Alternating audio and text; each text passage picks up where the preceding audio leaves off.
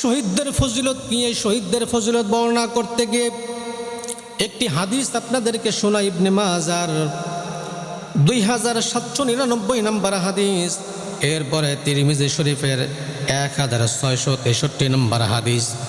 হাদিসটা বর্ণিত হয়েছে মিকদাম ইবনে মাদি কারিম রাদিয়াল্লাহু তাআলা আনহু থেকে। রাসূলুল্লাহ সাল্লাল্লাহু আলাইহি সাল্লাম তিনি বলেছেন, শহীদদের জন্য আল্লাহ পাক রব্বুল আলামিন 6টি বৈশিষ্ট্য রয়েছেন। 1 নম্বর বৈশিষ্ট্য হলো শহীদদের তার দেহের রক্তের প্রথম ফোঁটা জমিনে পড়ার আগেই আমার আল্লাহ পাক রব্বুল আলামিন শহীদদের তামাম জিন্দেগীর গুনাহগুলো মাফ করে দেয়। এবং আমার ভাইয়েরা, শহীদদের তামাম জিন্দেগীর গুনাহগুলো মাফ করে দেয়। আর ওই শহীদদের সামনে আল্লাহ পাক রব্বুল আলামিনের জান্নাত, জান্নাতুল ফেরদাউস ওই শহীদদের সামনে তুলে ধরে বলেন আল্লাহু আকবার। 2 নম্বর বৈশিষ্ট্য হলো শহীদরা যখন মারা যাবে কবরের ভিতর আল্লাহ পাক রব্বুল আলামিন তাদের কোনো আযাব দিবেন না। 3 নম্বর বৈশিষ্ট্য হলো কাল কিয়ামতের কঠিন ময়দানে কিয়ামতের আযাব থেকে শহীদরা মুক্ত পাবে। শহীদদেরকে কিয়ামতের আযাব আল্লাহ পাক রব্বুল আলামিন দিবেন না। 4 নম্বর বৈশিষ্ট্য হলো এই সমস্ত শহীদরা আল্লাহ পাক রব্বুল আলামিন তাদেরকে ঈমানের চাদর দিয়ে আমার বন্ধুগণ তাদেরকে ঢেকে দেয়। সুবহানাল্লাহ। 5 নম্বর বৈশিষ্ট্য হলো এই সমস্ত শহীদদের বৈশিষ্ট্য আল্লাহ পাক রব্বুল আলামিন নবী বলেছেন 5 নম্বর হলো এই সমস্ত শহীদেরা কাল কিয়ামতের কঠিন ময়দানে জান্নাতুল ফিরদাউসের ভিতরে আমার আল্লাহ পাক রব্বুল আলামিন হুরদের সঙ্গে বিবাহ পড়ায় দিবেন।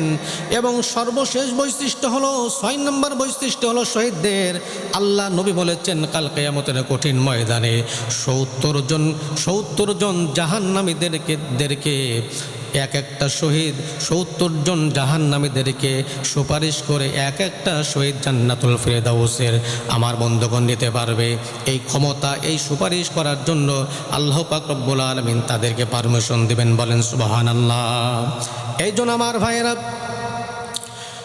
শহীদদের মর্যাদা আল্লাহ পাক রব্বুল আলামিন জান্নাতের ভিতরে এভাবে দিবেন। আমার বন্ধুগণ, শহীদদের মর্যাদা দিতে গিয়ে আল্লাহ রসুল তিনি হাদিসের ভিতরে আমার বন্ধুগণ ইবনে মাজাহ শরীফের 2801 নম্বর হাদিস, এরপরে মুসলিম শরীফের 1897 নম্বর হাদিস।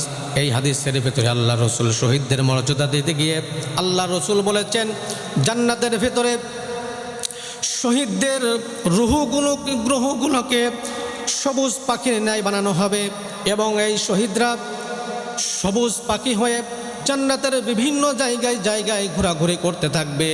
আল্লাহ পাক রব্বুল আলামিন এই সমস্ত শহীদদের ডাক দিবেন, ডাক দিয়ে বলবেন, ওগো শহীদরা তোমরা আমার সামনে সবাই চলে আসো।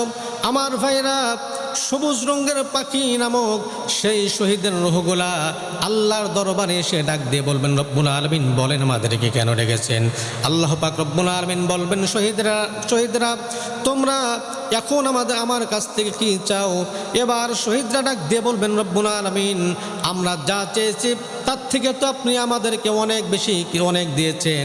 আল্লাহ আমরা আর কি চাবো? সুতরাং মেহেরবানি করে আপনি আমাদেরকে আবার জীবন দান করেন, আপনি আমাদেরকে আবার জীবন দেন, আপনি আমাদেরকে আবার জীবন দিয়ে আপনি দুনিয়ার ভিতরে পাঠিয়ে দেন।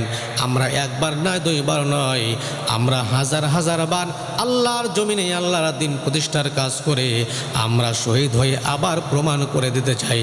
আমরা শাহাদাত বর্ণনা করে আবার প্রমাণ করে দিতে চাই আমাদের